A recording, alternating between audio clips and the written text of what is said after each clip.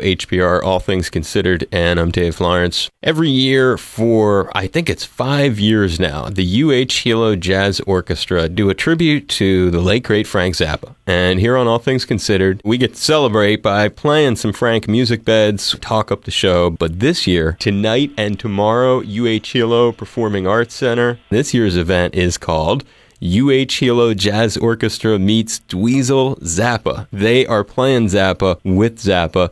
It's a huge thrill because we get to talk about the shows with Frank's eldest son, Dweezil Zappa, who is on the line right now. Thank you so much, Dweezil, for doing this. Sure, thanks for having me. You are so welcome. When did you initially hear about this annual tribute to your pop? Either late last year or earlier this year. My wife saw something on some social media.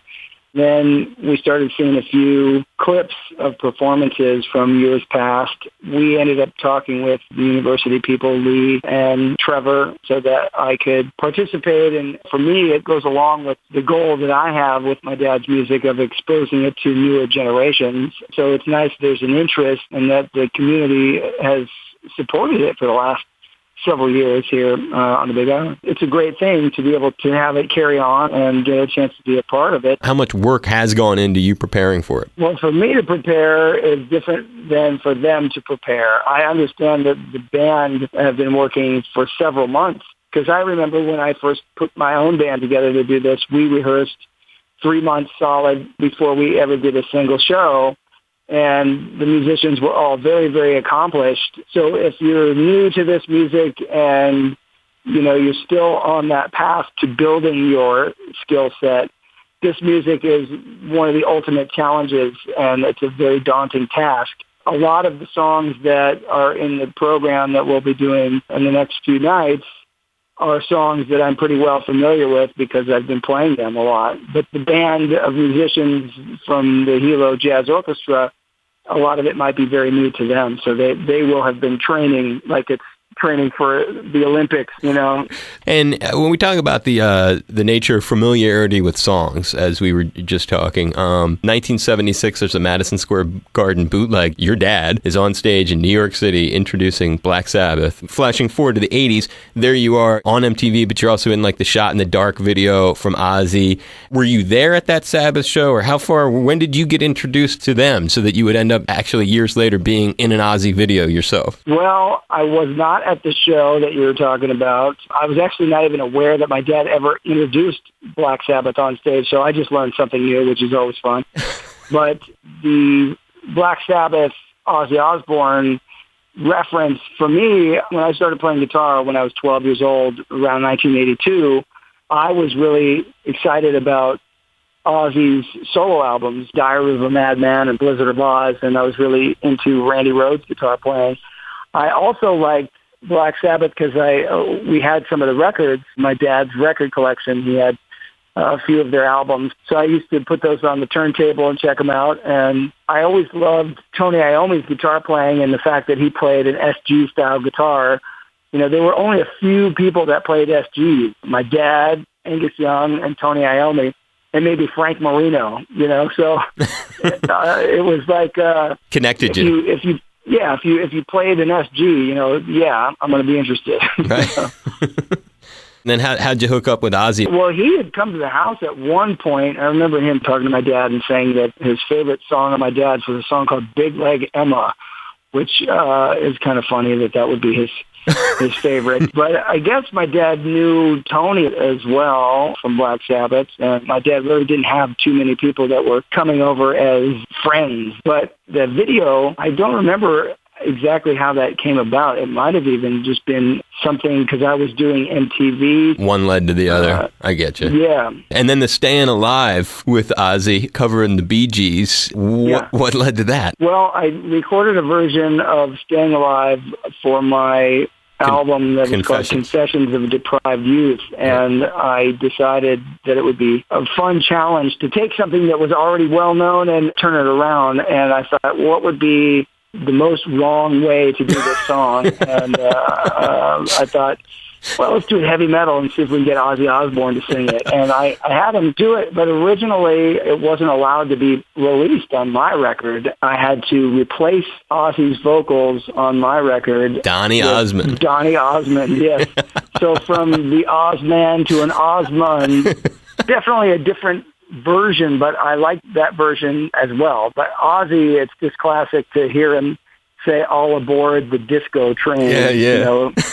So. Now, you mentioned Ozzy being over at your house, hanging out with your father. Again, this is Dweezil Zappa talking about his late great father, Frank Zappa, and Dweezil's playing with the UH Jazz Orchestra tonight and tomorrow.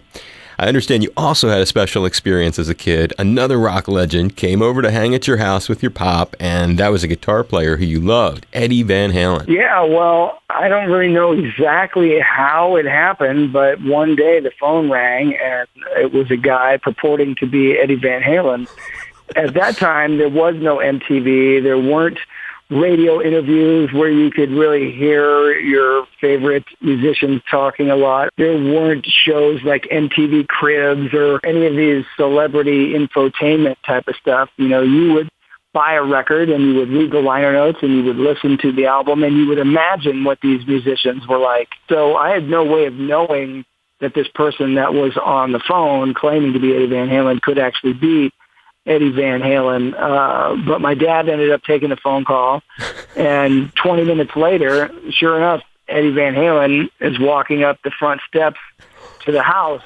And, you know, for me, being 12 years old and having just really started playing guitar, this was the craziest experience ever. So he's walking up the stairs, and he was wearing the Women and Children First album cover jumpsuit, and he may as well have been backlit with a smoke machine and with a flowing cape, because he was like a full-on superhero walking up the stairs, and he had this purple guitar with him, not even in a case. He walked into the studio, and immediately I was asking him to play the intro to Mean Street, Eruption, and all these things. So this was a situation where I got to see all of this stuff, like the magic trick was revealed. And he ended up producing the very first thing that I recorded. I recorded a song called My Mother is a Space Cadet. He recorded at our house. He produced those things. And I remember him thinking out loud, saying, "I don't know what to do with you guys," because we were all 12 years old. And he's like, "Well, what do we do? Do we take a milk and cookie break? How does this work?" You know? That is great stuff. And then you actually did some show, and he played the guitar, and you just stood there, and he did the solo or something like that? I was playing in a school talent show thing, and we were playing Running with the Devil. And he came to the sound check, and he said, "Oh, you're playing this part wrong." And he stood behind me, and the guitar was still over my shoulder, but he stood behind me, and he played the intro to Running with the Devil. So here it is with the 12-year-old kids, but then he's playing this thing, and he showed me the part that I was playing incorrectly, but I got to see it from guitar perspective. So that was pretty cool. It's a great way to leave it. It's going to be a remarkable couple of nights called UH Jazz Orchestra meets Dweezil Zappa. We have been just thrilled to have Dweezil on the line with us. We will go out with, and I'll let you pick it. I was going to play my very favorite of your Pops tunes, which I understand has some significance to you too, because not only did you win a Grammy for your cover of it, but it comes from a record that he dedicated to you. Peaches and Regalia is the song I'm talking about, and I could play your version, or I could play your Pops. Which version of mine do you have? Because there's one I did where it's actually me and my dad. The one that starts with almost like backward masking version of the theme. Yeah. That's the one. And that's the one I think we should play. Great. Sending you the love, brother. I hope you feel it. Appreciate it. Stay healthy and safe. I appreciate it. Thanks. Aloha. It's Dweezil Zappa. We couldn't be in a better place if we tried. We're tuned in to our good friend Dave Lawrence. Aloha, Dave.